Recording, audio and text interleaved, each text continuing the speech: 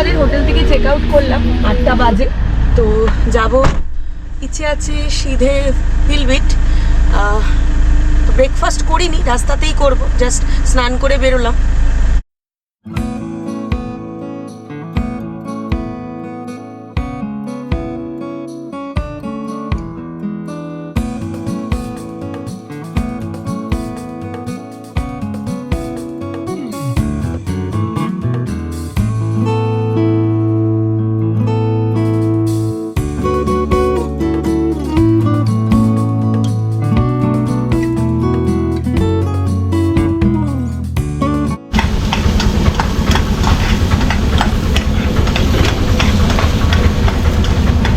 রাস্তার ধারে একটা ধাবায় দাঁড়ালাম ব্রেকফাস্ট করব বলে।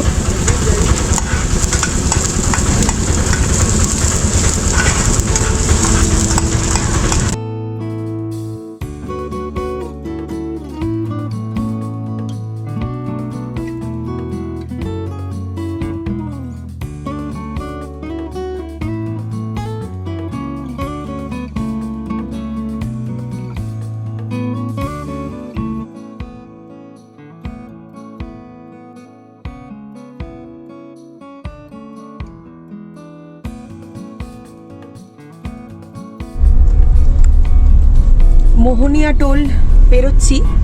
এতক্ষণ কলকাতা থেকে এ পর্যন্ত যে রাস্তায় এলাম সেটা NH-19, যাকে আমরা দিল্লি রোড হিসাবে জানি। তো এই মোহনিয়া থেকে রাইট টার্ন নেব, দেন দুর্গান্তি হয়ে আমরা পূর্বাঞ্চল এক্সপ্রেসওয়ে ধরব। এবং এই মোহনিয়া থেকে রাইট টার্ন নিয়ে যে রাস্তাটা নেব ওটা state highway.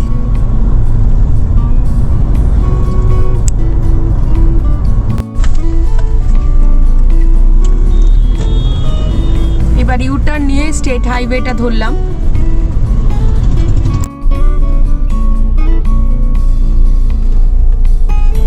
Continue on Durgavati, Rangar Road for 9 kilometers.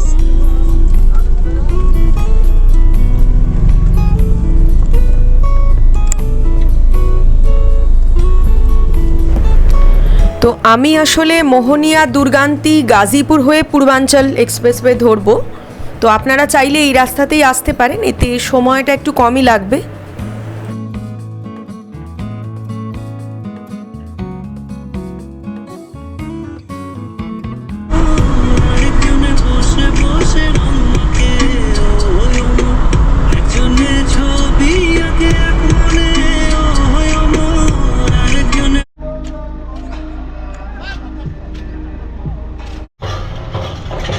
সত্যি গাড়িতে আসার মজাই বোধহয় এটা। একের পর এক স্টেট পেরিয়ে পেরিয়ে যখন এগিয়ে চলেছি, কত রকমের সংস্কৃতি চোখে পড়ছে। গাজীপুরের ওপরের, গঙ্গার ওপরের যে ব্রিজ সেটা পেরোচ্ছি। এখন জল কম অনেক, রিভার বেডটা অনেকটাই শুকনো, দেখতে ওপর থেকে, ব্রিজের ওপর থেকে বেশ ভালো লাগছে নদীটা।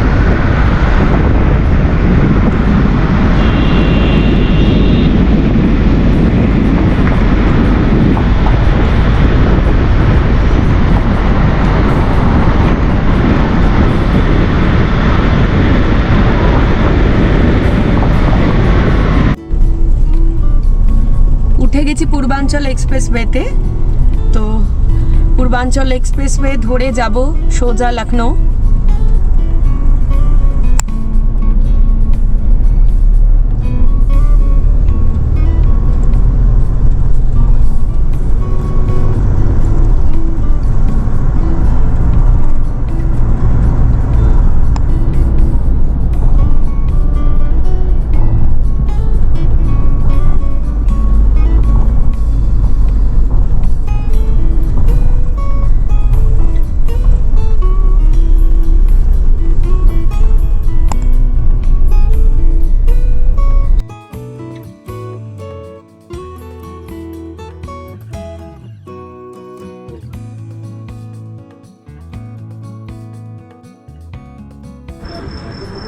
পূর্বাঞ্চল এক্সপ্রেসওয়েতে উঠে বেশ কয়েক কিলোমিটার দূর দূর একটু রিফ্রেশমেন্ট সেন্টার, ওয়াশরুম ইত্যাদির ব্যবস্থা আছে। আগে তো পেট্রোল পাম্পও ছিল না, এখন দু একটা হয়েছে।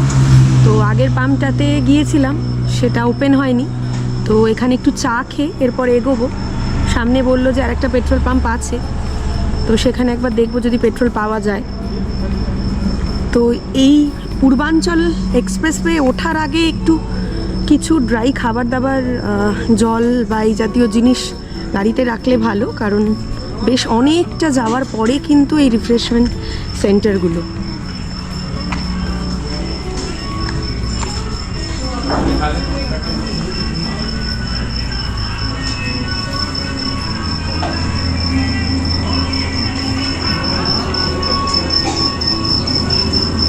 भैया चाय मिलेगा?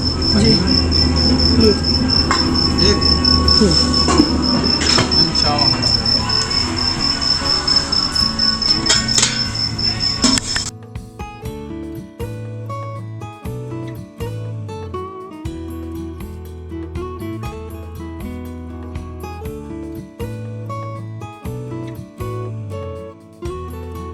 উত্তরপ্রদেশ রাজ্যের প্রায় 340 কিলোমিটার দীর্ঘ এই পূর্বাঞ্চল এক্সপ্রেসওয়ে 6 লেন চওড়া, তবে 8 লেন পর্যন্ত প্রসারিত করা যাবে একে। একেবারে ঝাঁ চকচকে রাস্তা, এই রাস্তা দিয়ে যাওয়ার অনুভূতি কিন্তু দুর্দান্ত।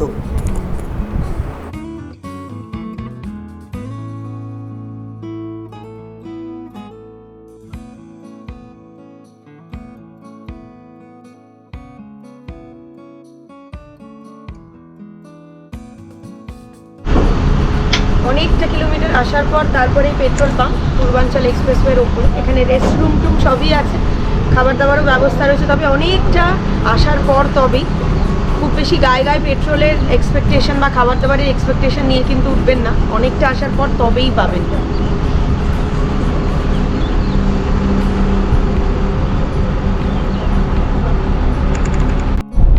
পূর্বাঞ্চল এক্সপ্রেসওয়ের রানওয়ে এটা, ফ্লাইট ল্যান্ড করতে পারবে কখনো তেমন হলে।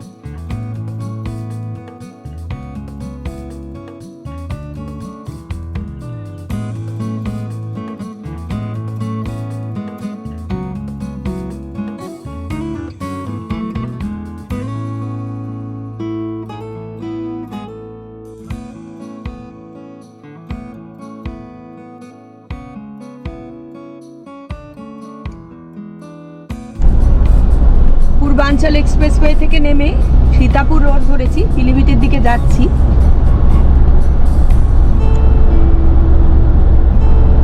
Continue straight.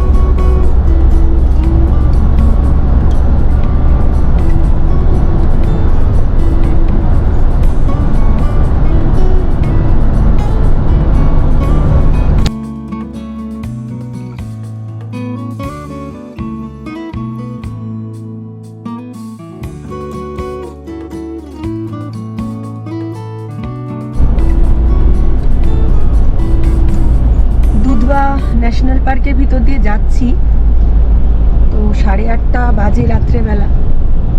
রাস্তায় লোকজন তো একেবারেই নেই, একদম ঘন অন্ধকার। দুপাশে গাছপালায় আরো অন্ধকারাচ্ছন্নতা বেড়েছে, একদম গা ছমছমে অনুভূতি। পিলভিটের দিকে এগোচ্ছি এখন, তো রাস্তাটা ভীষণই রোমাঞ্চকর।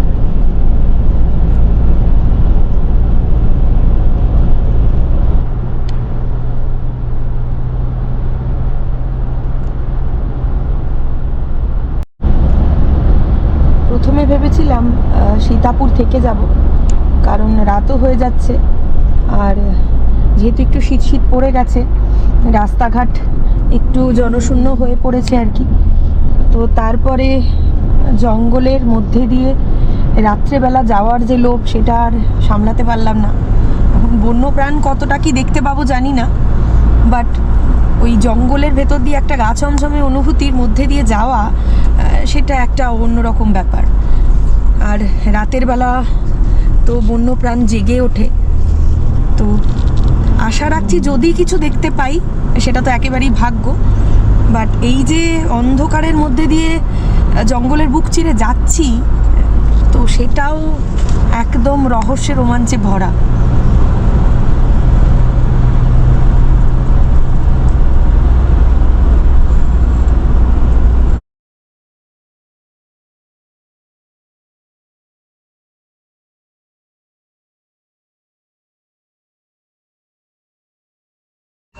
পিলিভিটের হোটেলে চেক ইন করলাম, হোটেল রয়্যাল কিংডম।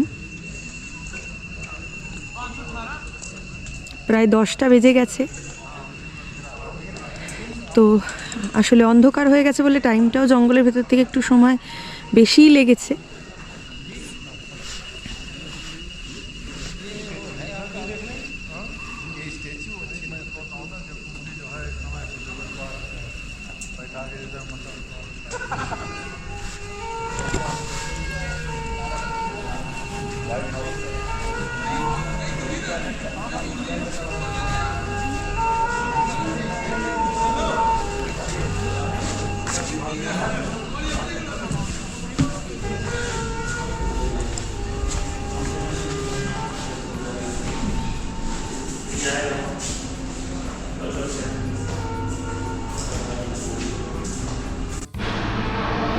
চলুন রুমটা দেখি রয়্যাল কিংডম রিসর্টে।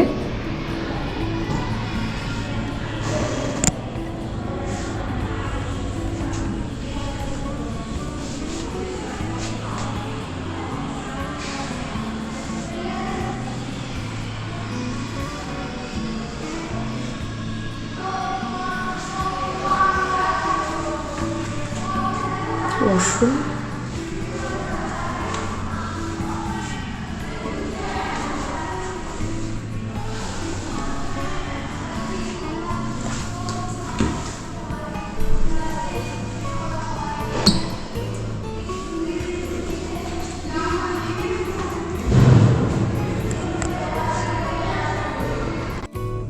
সো ডিনার এসে গেছে, খেয়ে নেবো ঝটপট, কারণ সেই সকাল 8টায় বিহারের ঔরঙ্গাবাদ থেকে বেরিয়েছি।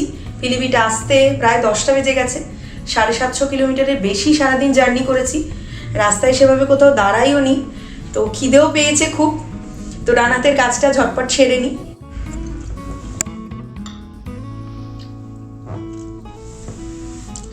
খাবার অত্যন্ত ভালো আর টেস্টি। আজ এই পর্যন্তই, দেখা হচ্ছে আগামী পর্বে। আমার ভিডিওগুলো কেমন লাগছে অবশ্যই জানাবেন, ভালো লাগলে লাইক করবেন, শেয়ার করবেন, আর অবশ্যই সাবস্ক্রাইব করবেন আমার চ্যানেল। ধন্যবাদ, শুভরাত্রি।